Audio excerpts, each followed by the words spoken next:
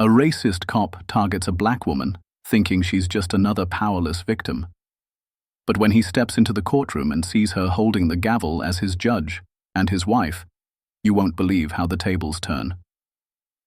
The city streets were alive with the hum of the evening rush hour.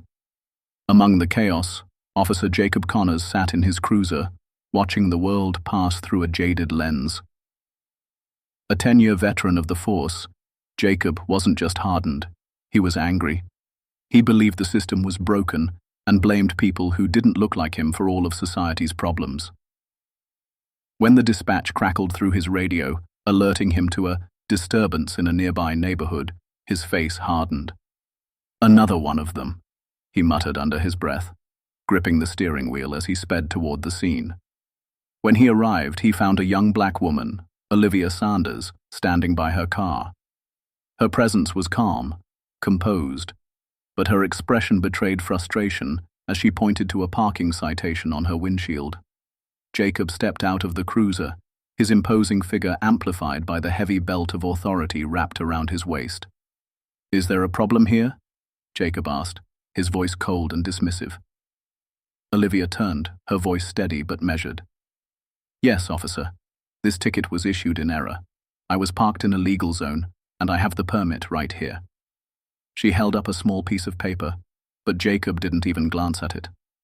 "Sure you were," he sneered. "Got ID on you?" Her hands moved carefully toward her purse, her every movement deliberate. Olivia had been in situations like this before, and she knew how quickly things could escalate. "Yes, officer, it's right here." But Jacob wasn't interested in her compliance. To him, her calm demeanor came across as defiance. He snatched the ID from her hand, his fingers brushing roughly against hers. "Olivia Sanders," he read aloud, his tone dripping with disdain. "You always park wherever you feel like, Ms. Sanders." "No," Olivia replied, her voice steady. "I respect the law, but this ticket is wrong, and I have proof." Jacob's irritation bubbled over. He didn't want to hear her reasoning. He wanted submission. "Step away from the vehicle," he barked. Olivia hesitated, her brows furrowing. "I don't understand." "Now," Jacob interrupted, his hand instinctively hovering near his holster. The crowd that had started gathering murmured uneasily, their eyes darting between the officer and Olivia. She stepped back, raising her hands slightly in a gesture of non-aggression. "I'm complying, officer. There's no need for this." Jacob, fueled by his own prejudice and a need to assert control, ignored her words. "Turn around," he ordered. Before Olivia could protest further, Jacob grabbed her wrist, forcing her into handcuffs. Tears welled in Olivia's eyes, not from pain, but from the humiliation. She looked around at the bystanders, their silent stares burning into her skin. "Why are you doing this?" she asked, her voice trembling but still calm. Jacob leaned in close, his voice low enough that only she could hear. "Because people like you need to learn their place." The words stung worse than the tightness of the cuffs. Olivia closed her eyes, breathing deeply to contain the storm inside her.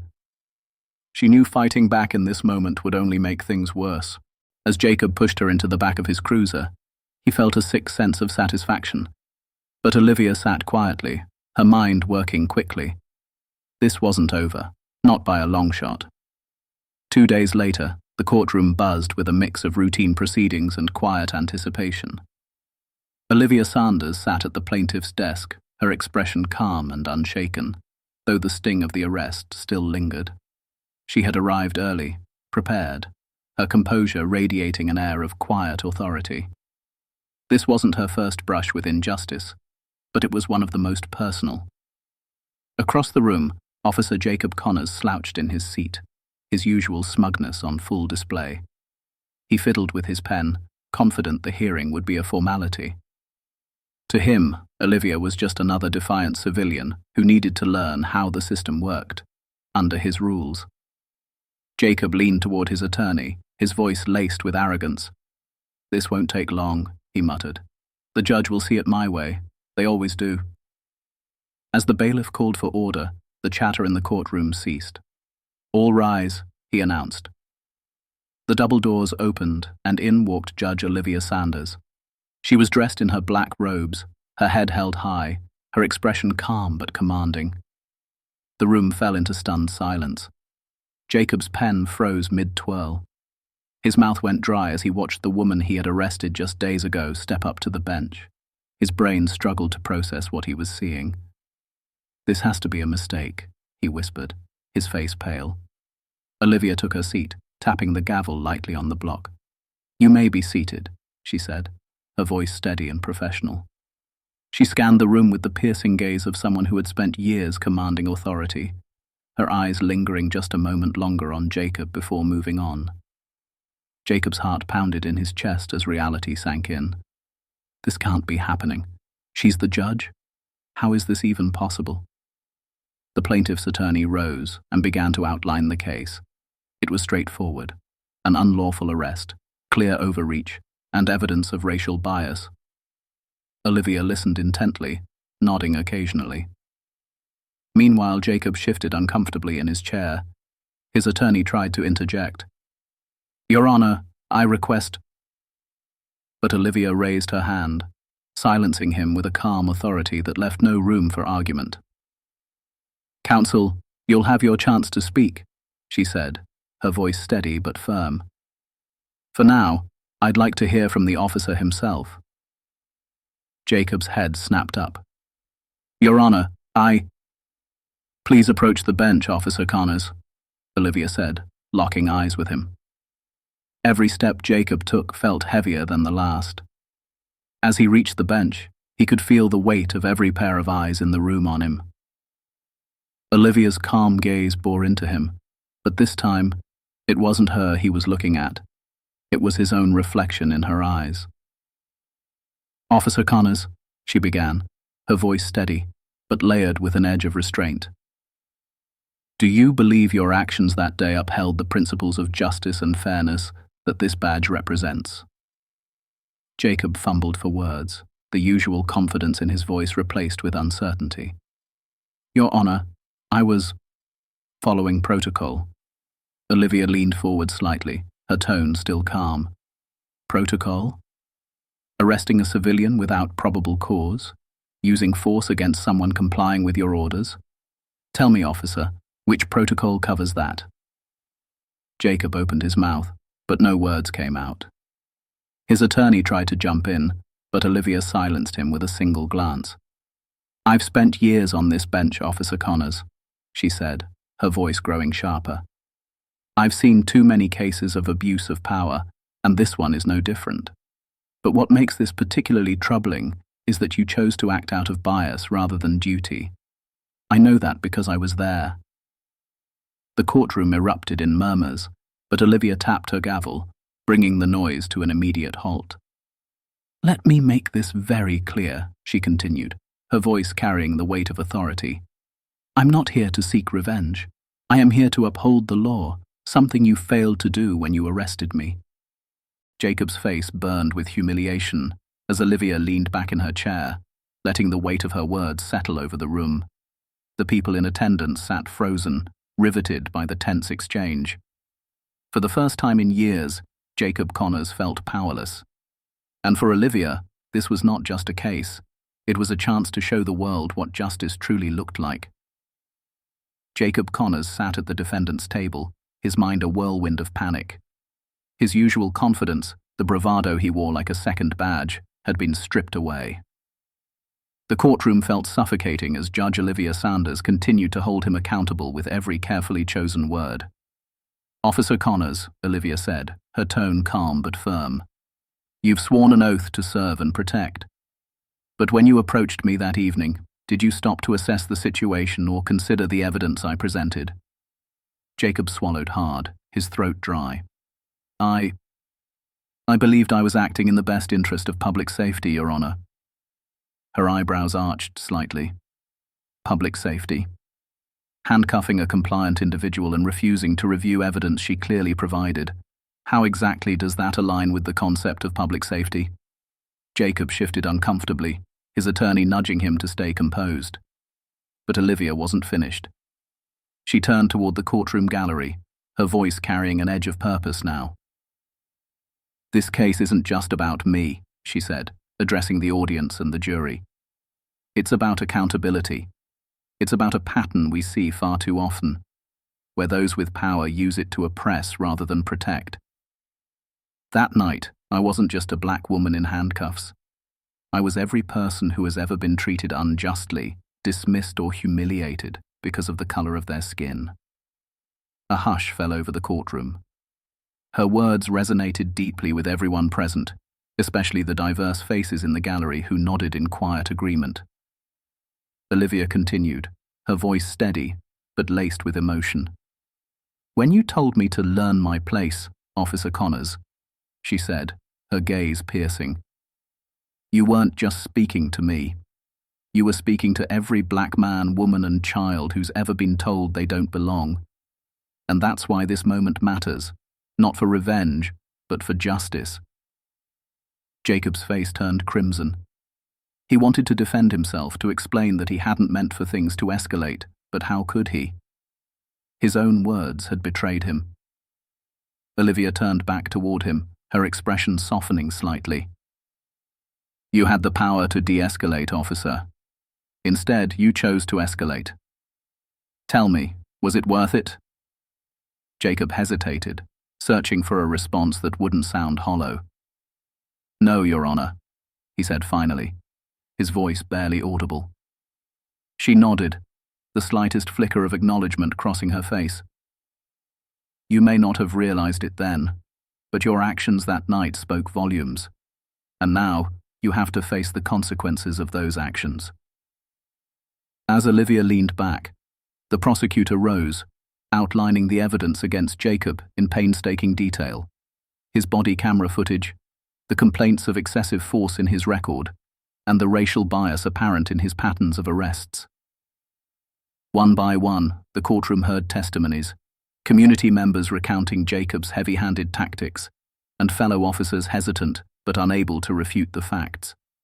By the time the prosecutor finished, Jacob looked visibly deflated. His reputation, his career, his carefully crafted persona, all of it now lay in pieces before the court. But the most damning moment came when Olivia played the footage from Jacob's own body camera. It showed every word, every movement, every choice he made that night. The final frame froze on Olivia's face, her expression calm even as she was forced into the back of the cruiser. The silence that followed was deafening. Olivia broke the silence, her voice cutting through the tension. "The evidence speaks for itself," she said. "This isn't just a case of bad judgment. This is a case of abuse of power rooted in bias. And as someone who swore to uphold the law, you should have known better, Officer Connors." Jacob's shoulders sagged, his arrogance drained entirely. For the first time, he realized the enormity of what he had done, not just to Olivia, but to every person he had mistreated while hiding behind his badge. The gallery remained riveted, their eyes shifting between the humbled officer and the judge who had so thoroughly dismantled his facade. Olivia tapped her gavel lightly, signaling the end of the testimony phase. "We will take a recess before concluding arguments," she announced, her tone steady. As the room emptied, Jacob remained seated, staring blankly at the table in front of him. Olivia stood, her robes flowing as she exited through the judge's chambers. She paused for a moment before walking through the door, exhaling deeply. This case had been personal from the start, but she knew it wasn't over yet. The courtroom was silent when the session resumed, the air thick with tension. All eyes turned toward the bench as Judge Olivia Sanders entered, her presence commanding respect and focus.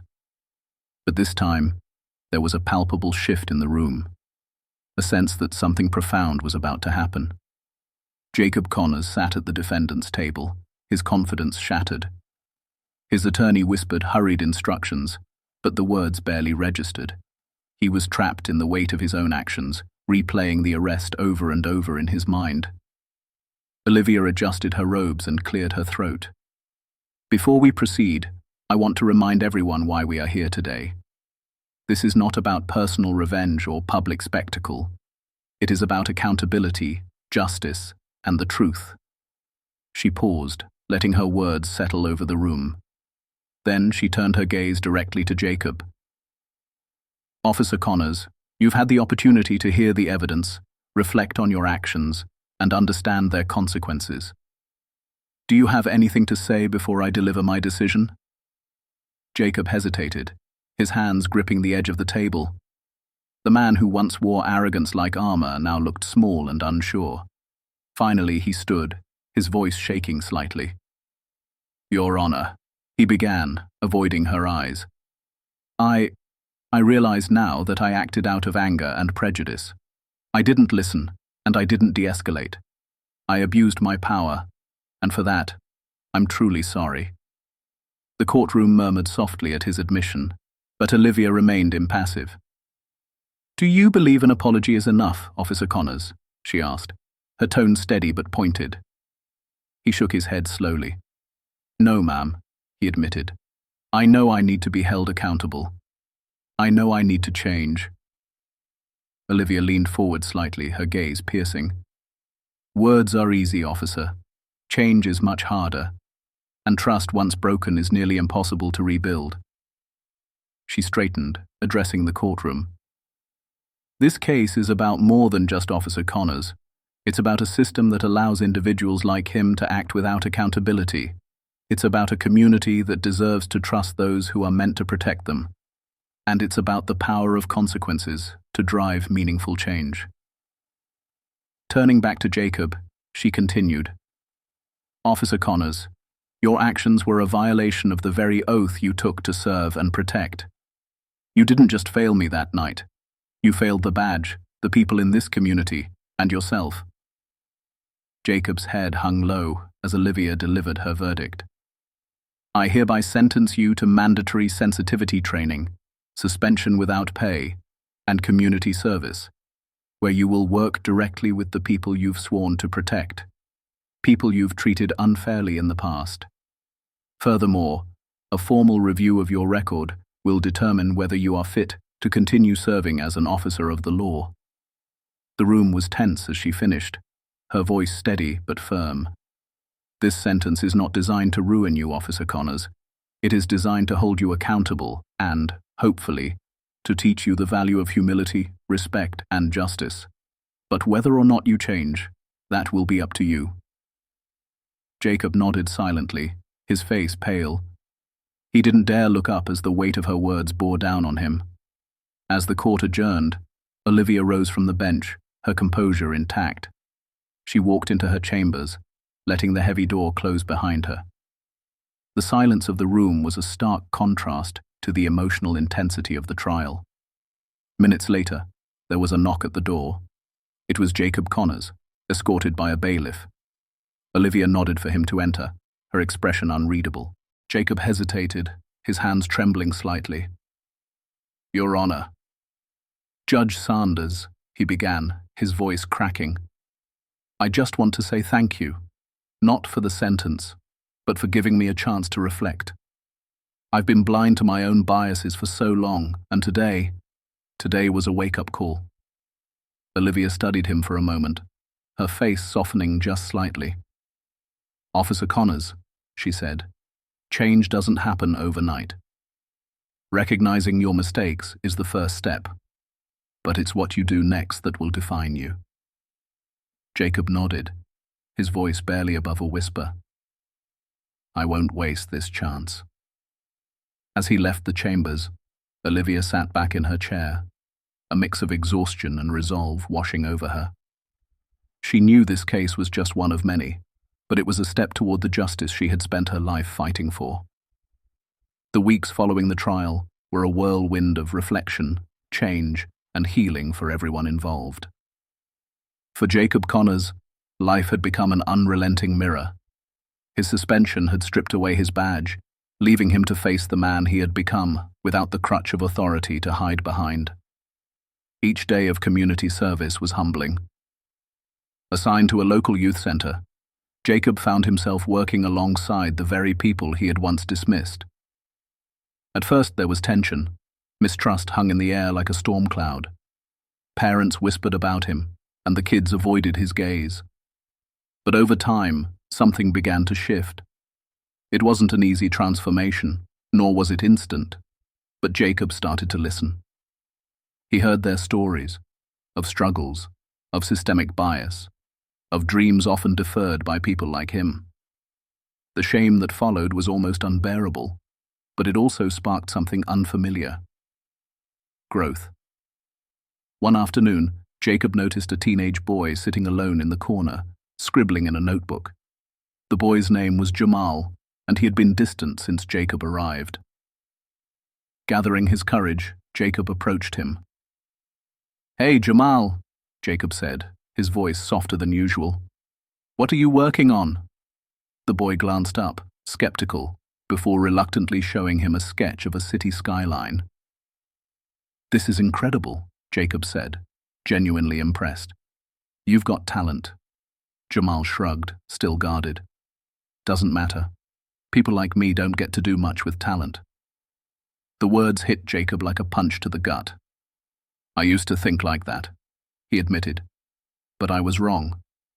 People like you can do anything, and I'm sorry for anyone who's ever made you feel otherwise, including me." For the first time, Jamal's expression softened. He nodded silently, the weight between them beginning to lift. Meanwhile, Olivia Sanders returned to her courtroom, carrying the same quiet strength that had defined her career. But this case lingered in her mind longer than most. Late one evening, she sat in her modest home, the soft glow of a lamp illuminating a stack of legal briefs. As she worked, her phone buzzed with a message from her sister. "Saw the article about your case. Proud of you, Liv. You're making a difference." Olivia leaned back in her chair, the words settling over her like a warm blanket. She had spent years fighting battles like this one, and while they often felt like drops in an ocean of injustice, moments like these reminded her why she kept going. The story of Jacob Connors had spread beyond the courtroom, sparking a broader conversation about accountability and systemic bias in law enforcement. Community leaders began holding forums, advocating for policy changes, and demanding better training for officers. For Olivia, this ripple effect was the real victory. Months later, Olivia attended a community event organized by the youth center where Jacob was serving. She mingled with attendees, smiling as kids ran past her, their laughter filling the air. As she turned a corner, she saw Jacob, dressed in plain clothes, helping set up a table of refreshments. He looked up, catching her gaze, and froze for a moment before walking over. "Judge Sanders," he said, his tone respectful but warm. "Officer Connors," she replied, a slight smile playing on her lips. "Not an officer anymore," he admitted, scratching the back of his neck. "But I've been learning a lot here. And I owe you more than an apology. I owe you my gratitude. You didn't just hold me accountable. You gave me a chance to be better." Olivia studied him for a moment, sensing the sincerity in his words. "I didn't do it for you, Jacob," she said softly. "I did it for justice. But I'm glad to see you're using this chance wisely." He nodded, his eyes filled with a humility she hadn't seen before. "I still have a long way to go, but I'm trying." "Good," she said, her voice steady, "because change doesn't happen overnight. It's a journey, one step at a time." As Olivia walked away, she couldn't help but feel a flicker of hope. Jacob Connors' transformation wasn't guaranteed, but it was a start. And for Olivia, that was enough. The story didn't end in that courtroom or at the youth center. It continued in the conversations sparked, the lives touched, and the barriers broken. Because justice isn't just about verdicts. It's about growth, accountability, and the courage to confront the truth, even when it's uncomfortable. And sometimes, the most powerful change starts with one person willing to say, "Enough."